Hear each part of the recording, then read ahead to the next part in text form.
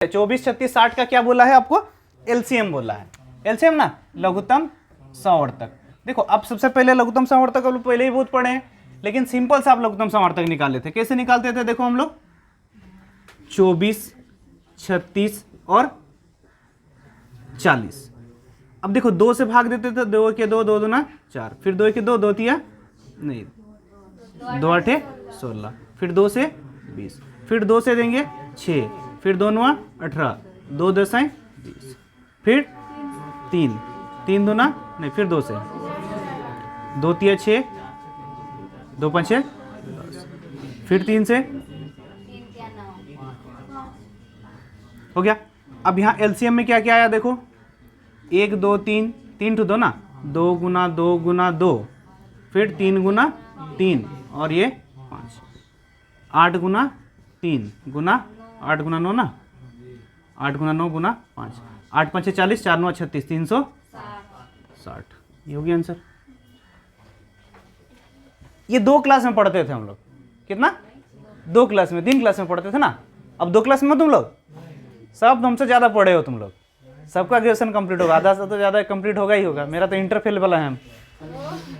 सही में group D नौकरी मैट्रिक चाहिए था, हम इंटर फेल है और उसी में नौकरी हो गया तो हम क्या करेंगे? हाँ हाँ, सिंपल सा बेसिक वो तो आप लोग जानते ही जानते थे। लेकिन अभी हम लोग को कैसे बनाना देखो, 24 36 60 क्या है? 24 36 60 और 40 का तो 24 36 40 का एलसीएम क्या होगा ना।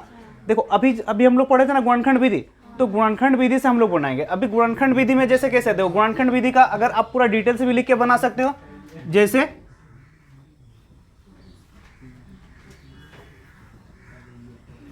24 को आप कैसे क्या कर सकते हो? अभाज्य गुणनखंड कर सकते हैं। कैसे कर सकते हैं? 8 गुना 3। 36 को क्या कर सकते हैं? 4 गुना 9, 2 का हाईएस्ट 4 होना ना और 3 का हाईएस्ट 9। 40 को हम क्या कर सकते हैं? 8 गुना 4 गुना 10 करेंगे तो 5 को 2 गुना 5 करना पड़ेगा ना, फिर 2 यहाँ लाना होगा, तो 8 गुना 5। अब हम बोले थे एलसीएम यानी क्या बोले थे? जो हाईएस्ट होगा, जो क्या होगा गुणनखंड में हाईएस्ट। जैसे 2 का हाईएस्ट क्या है? 8। अगर 2 का हाईएस्ट यहाँ 8 ले ली तो ये 4 और 8 लेने का जरूरत पड़ता है? नहीं। अब यहाँ ले लिए क्या? 9, तो क्या ये 3 लेने का जरूरत है हमको? नहीं। और यहाँ पर लिए क्या? 5। क्या वही लास्ट में आया था 8 गुना 9 गुना 5, 8 5 40, 4 9 36, 360। इसको बोलते हैं गुणनखंड विधि। हुआ ना? थोड़ा इजी हुआ पहले से? चलो देखो अभी इससे और इजी हो जाएगा।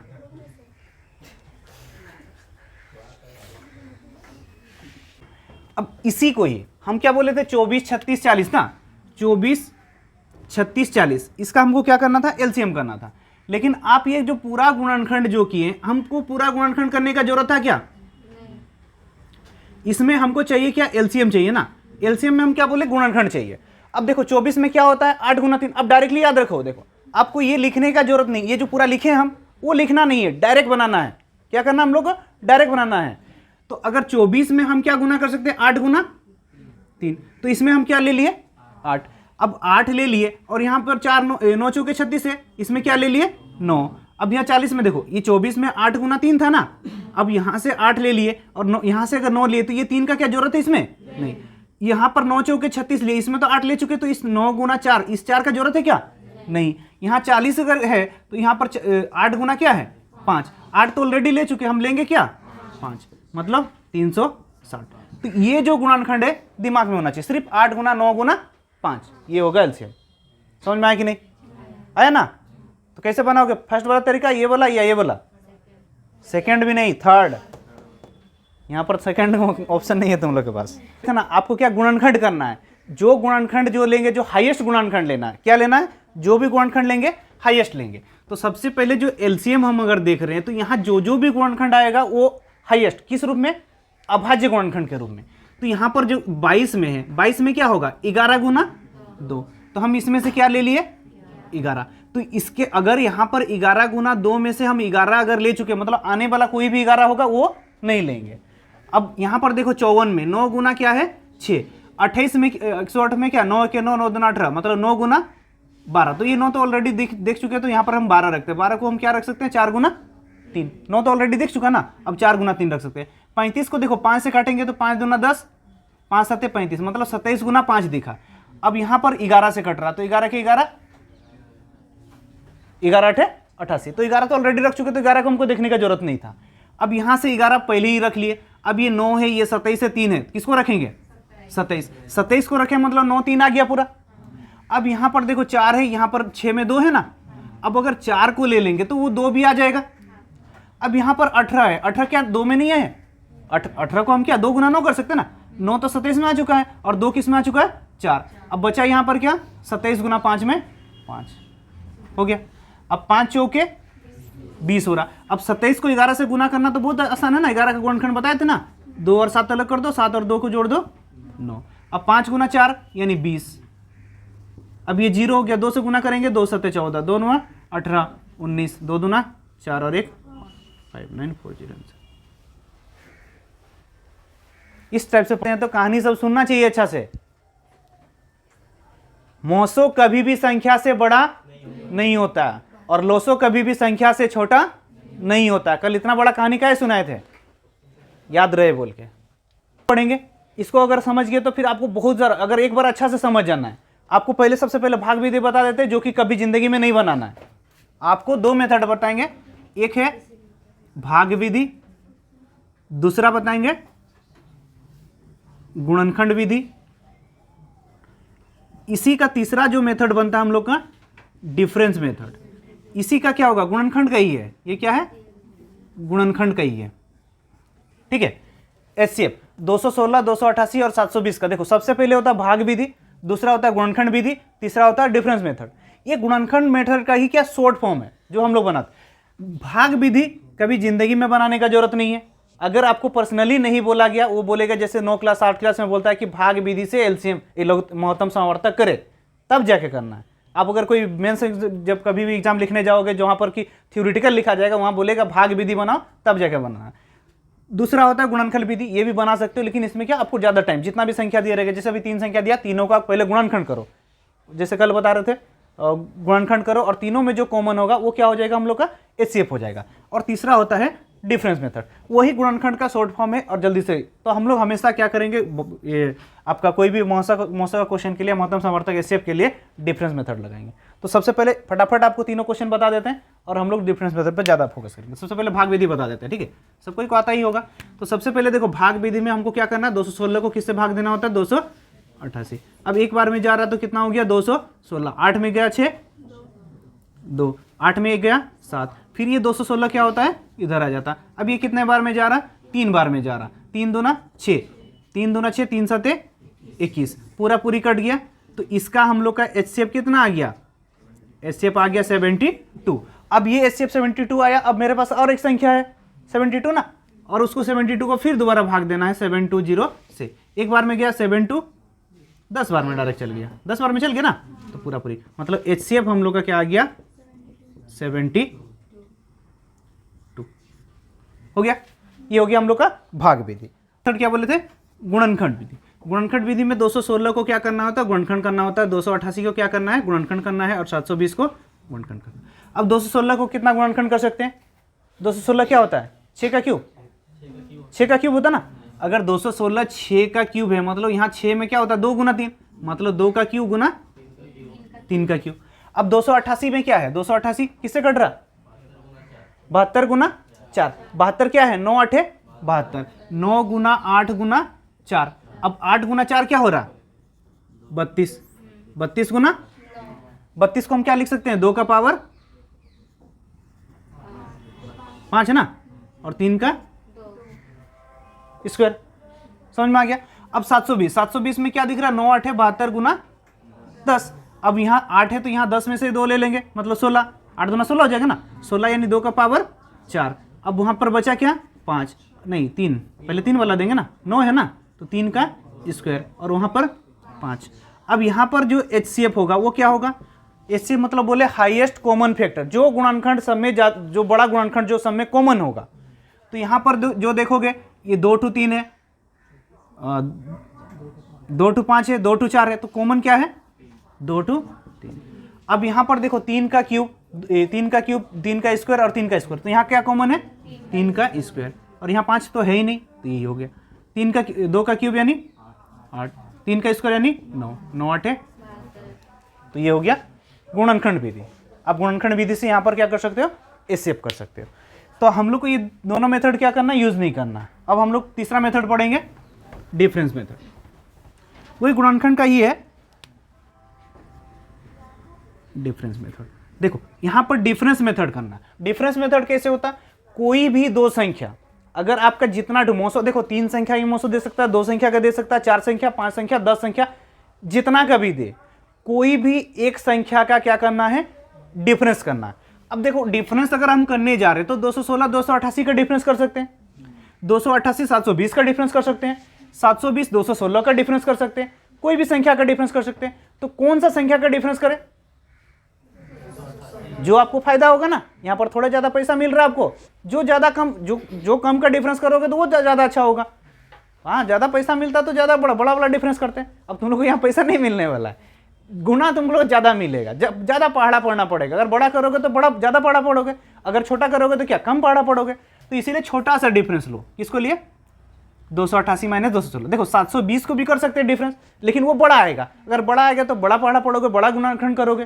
तो इसीलिए हम क्या लेंगे, छोटा। 8 माइनस 6 2, 8 माइनस 1 7, ये डिफरेंस आ रहा। अब इस डिफरेंस का क्या करना है, आपको गुणनखंड करना है। क्या करना है, गुणनखंड। देखो 2 36 आया, फिर 2 से देंगे 18 आया, फिर 2 से देंगे 9 आया, फिर 3 से देंगे 3 आया। अब इस टाइप से आपको क्या करना है, गुणनखंड। अब हम बोले, अभी हम क्या बोले थे, एचसीएफ। एचसीएफ मतलब क्या, सब में कॉमन होना चाहिए। अब देखो अगर कोई एक इस पे अगर जो कॉमन होगा, ये तीनों में जो कॉमन होगा वो सबका गुणनखंड करके करो, या फिर डायरेक्ट किसी एक का गुणनखंड करो। जो कॉमन नहीं होगा तो नहीं होगा।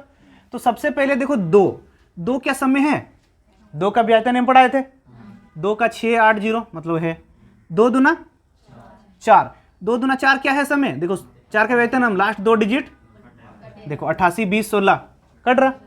अब फिर 4 दूना 8, 8 क्या कट रहा, 8 भी क्या कट रहा, 8 भी सबसे कट रहा ना, 8 भी कट रहा। तो देखो यहां पर अगर 8 कट गया, फिर उसके बाद देखो ये 3 क्या तीनों से कट रहा। हर जगह आपको देखना नहीं पड़ेगा, आप सोचो मत कि हर जगह हमको देखना पड़ेगा। यहां पर आपको ऑप्शन अगर थोड़ा देखेंगे ना तो देखने का जरूरत ही नहीं पड़ेगा। तो यहां देखो 3 क्या तीनों से कट रहा, 3 का व्यायतन हम क्या बताए थे, अंकों का योग 3 से कटना चाहिए।